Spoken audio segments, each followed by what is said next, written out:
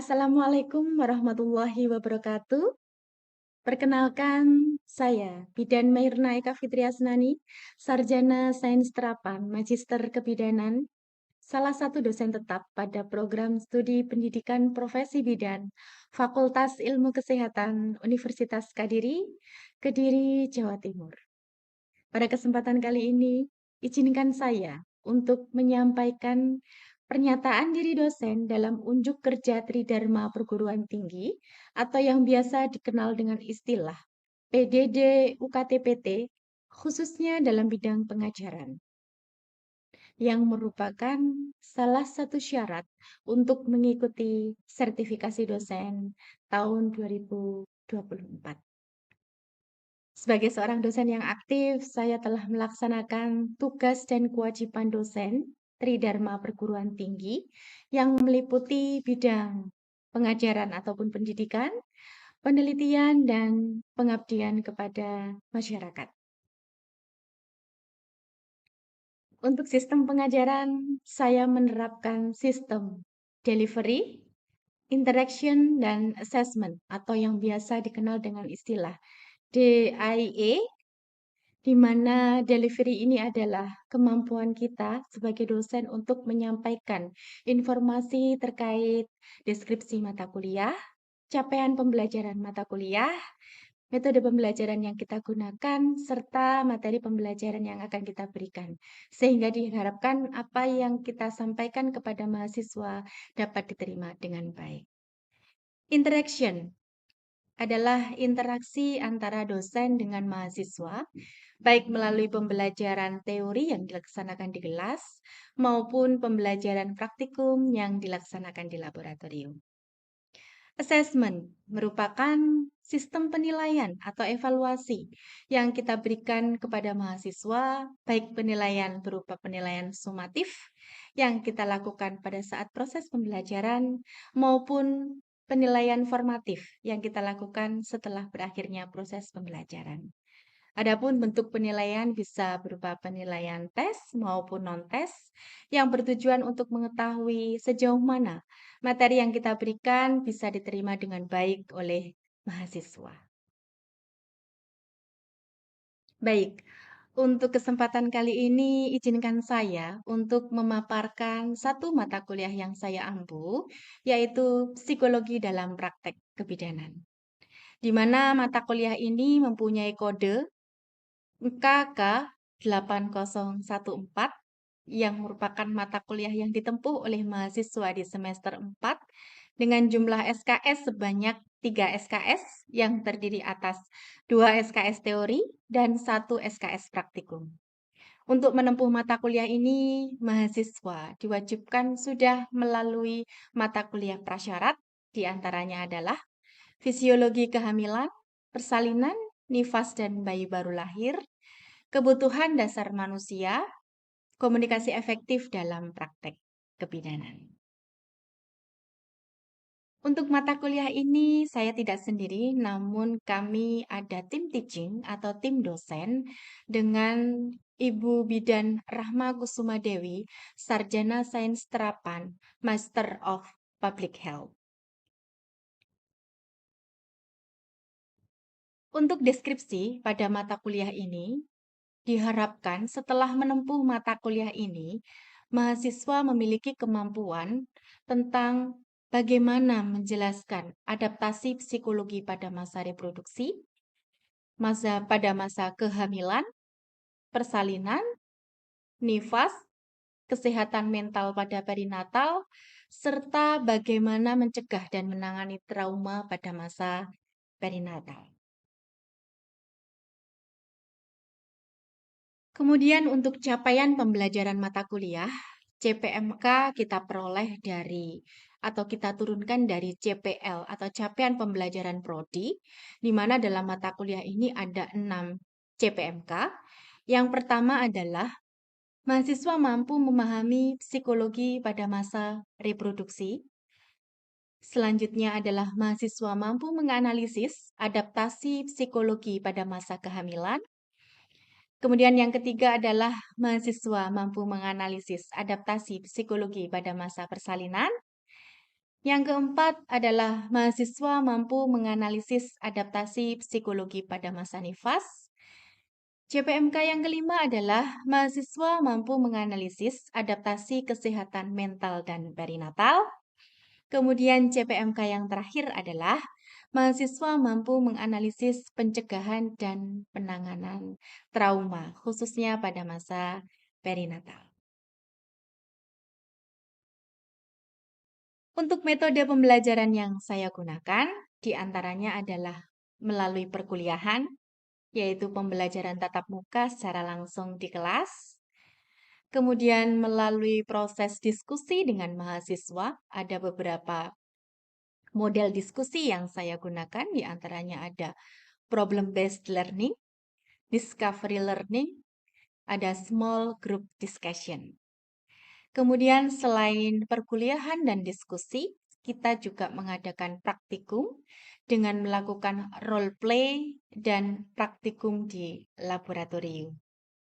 Selanjutnya untuk evaluasi, saya melakukan evaluasi dengan penilaian diambil dari ujian tengah semester atau UTS, kemudian ujian akhir semester, kemudian ada penugasan, praktikum, dan juga keaktifan mahasiswa selama berlangsungnya proses pembelajaran. Adapun untuk materi pembelajaran, diantaranya adalah psikologi pada masa reproduksi, kemudian adaptasi psikologi masa kehamilan, adaptasi psikologi masa persalinan, adaptasi psikologi masa nifas, kesehatan mental pada perinatal, serta pencegahan dan penanganan trauma. Untuk penilaian, saya memberikan bobot penilaian pada masing-masing item yang sudah saya berikan. Yang pertama adalah penilaian UAS. Saya memberikan persentase sebanyak 30%. Kemudian kehadiran mahasiswa atau keaktifan mahasiswa sebanyak 10%. Kemudian penugasan mahasiswa, baik penugasan secara mandiri maupun penugasan secara berkelompok sebanyak 20%.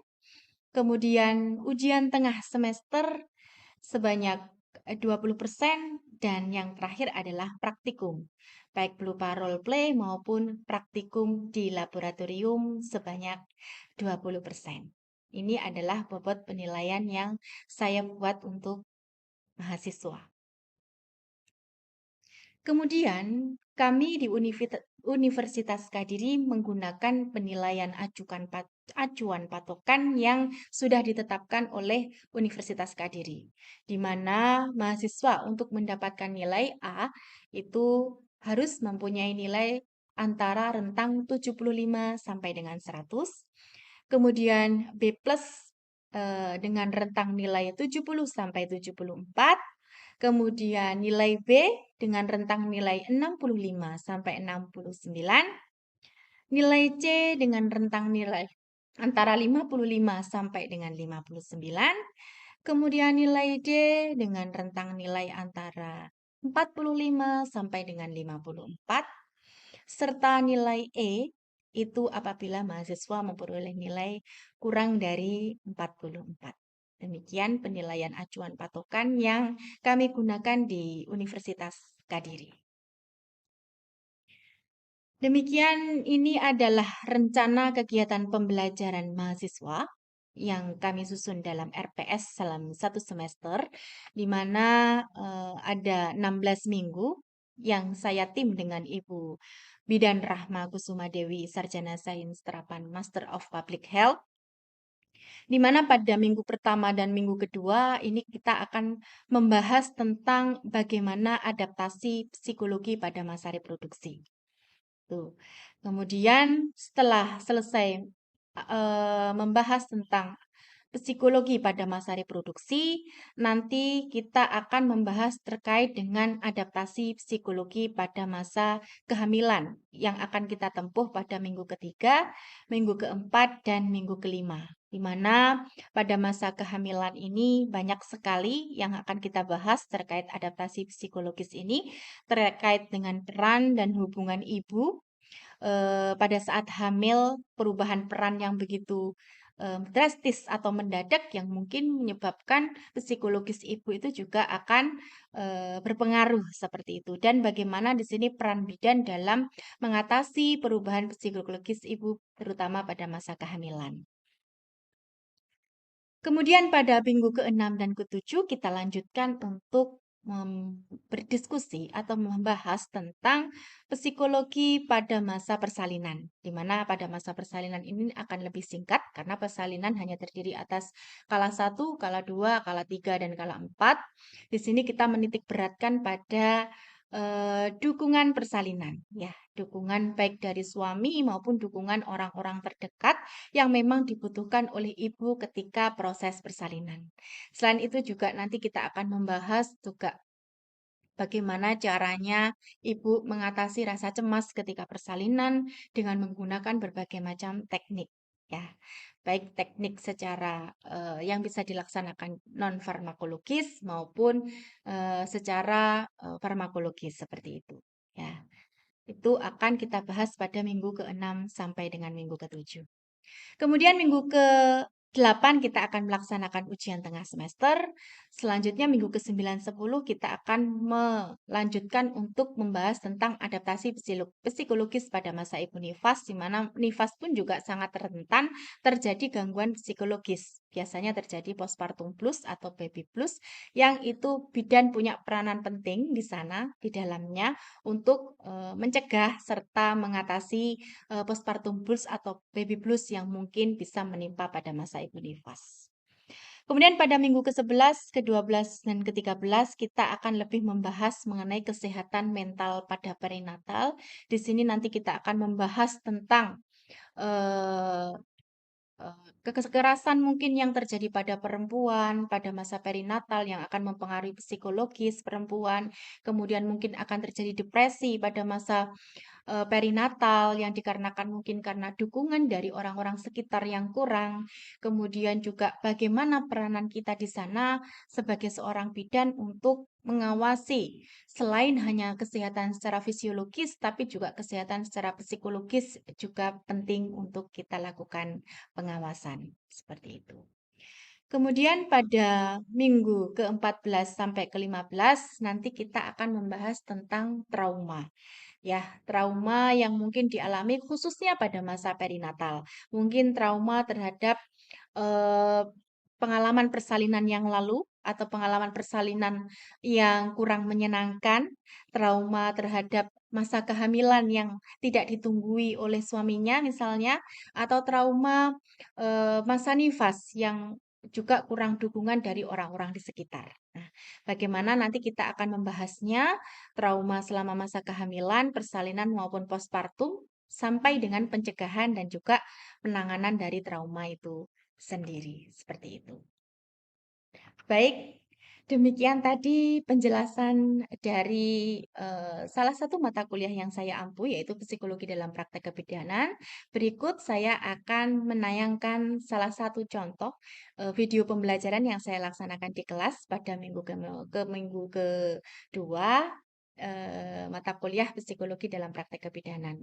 Semoga apa yang saya sampaikan ini bermanfaat. Terima kasih saya sampaikan. Selamat menikmati video pembelajaran saya yang kedua dan saya akhiri. Terima kasih. Assalamualaikum warahmatullahi wabarakatuh. Waalaikumsalam warahmatullahi wabarakatuh. Pada pertemuan ini kita akan membahas adaptasi psikologis pada kehamilan, ya. Seperti biasa ya, nanti kalau ada yang ingin ditanyakan, saya akan memberikan kesempatan di akhir. Nanti kalau ada yang mau bertanya. Ya. Ini ya, psikologis ibu hamil. Nah, psikologis ibu hamil ini diartikan sebagai periode krisis saat terjadinya gangguan dan perubahan identitas peran. Maksudnya apa di sini? Ya, krisis ini adalah ketidakseimbangan psikologis yang disebabkan oleh situasi atau tahap perkembangan. Awal perubahan psikologi ibu hamil yaitu periode syok, menyangkal, bingung, dan sikap menolak. Adanya di sini titik baliknya adalah perubahan peran. Yang awalnya wanita itu hanya sebagai siapa? Wanita, ya kan? Kemudian dia akan menikah. Setelah menikah mungkin dia akan hamil. Nah, dia jadi peran dari psikologis pada kehamilan, ya. Seperti biasa ya, nanti kalau ada yang ingin ditanyakan, saya akan memberikan kesempatan di akhir. Nanti kalau ada yang mau bertanya, ya. Ini ya, psikologis ibu hamil. Nah, psikologis ibu hamil ini diartikan sebagai periode krisis saat terjadinya gangguan dan perubahan identitas peran. Maksudnya apa di sini? Ya, krisis ini adalah ketidakseimbangan psikologis yang disebabkan oleh situasi atau tahap perkembangan. Awal perubahan psikologi ibu hamil yaitu periode syok, menyangkal, bingung, dan sikap menolak. Adanya di sini titik baliknya adalah perubahan peran. Yang awalnya wanita itu hanya sebagai siapa? Wanita, ya kan? Kemudian dia akan menikah. Setelah menikah mungkin dia akan hamil. Nah, dia jadi peran dari wanita sendiri untuk dirinya sendiri, kemudian menjadi seorang istri dan menjadi seorang ibu. Perubahan peran itulah yang akan menimbulkan ini tadi ya, nanti berdampak terhadap psikologisnya. Terjadi perubahan yang menyebabkan periode syok itu, ya. Jadi persepsi wanita ini bermacam-macam ketika mengetahui dia hamil. Seperti kehamilan itu ada yang mengatakan kehamilan penyakit, jelek, badannya sudah tidak langsing seperti dulu, ya kan? Hanya flek-flek hitam misalnya karena adanya hiperpigmentasi akibat hormon gitu ya. Jadi persepsi wanita itu macam-macam memandang kehamilan itu. Ada yang justru dia merasa ketika hamil semakin cantik, ada yang merasa seperti itu, ya. Itu persepsi. Nah, faktor penyebab terjadinya perubahan psikologi ini ya yang jelas yang pasti adalah ya karena adanya perubahan hormon. Ketika hamil, hormon progesteron itu akan meningkat. Ini akan mempengaruhi kondisi psikisnya, ya. Selain hormon pun juga dipengaruhi oleh kepribadian dirinya ya. Kalau memang dirinya itu gampang cemas mungkin atau gampang pikir, nah nanti ketika ada perubahan yang mendadak di dalam dirinya itu dia akan merasa syok gitu ya, atau merasa belum siap gitu ya. Nah, ini dalam kehamilan ini ada periode penerimaan dan juga penolakan ya. Dimana ketika menerima, wanita hamil itu menerima atau mengharapkan ya. Jadi bisa dipandang dari dua sudut pandang ini. Jadi wanita hamil yang menerima, senang terhadap kehamilannya, memang diharapkan gitu ya.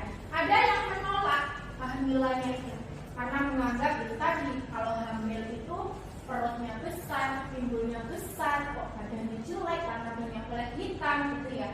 Terus kemudian gampang capek, yang awalnya itu biasanya orangnya mudah gitu ya, beraktivitas gitu ya, tapi karena adanya kehamilan sehingga akan mempengaruhi aktivitasnya. Nah, itu wanita yang mengalami penolakan. Jadi bisa untuk perubahan psikologis ibu hamil ini ada yang trimester. Ada berapa trimester dalam kehamilan? 3.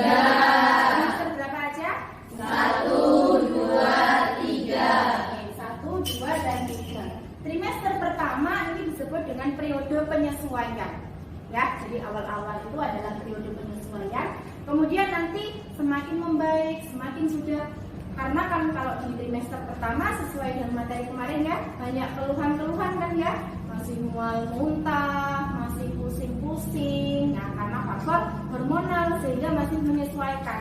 Itu pun akan berdampak terhadap psikologisnya, gitu ya. Nah sehingga fisiologis dan psikologis itu tidak bisa dipisahkan. Mereka keduanya saling satu kesatuan, gitu ya, saling mempengaruhi. Nah, nanti semakin masuk trimester 2 dia sudah mulai nyaman, ada periode kesehatannya sudah lebih baik, dia sudah mulai menerima kehamilannya dengan nyaman, karena ketidaknyamanan itu sudah akan berangsur menurun di trimester kedua. Gitu.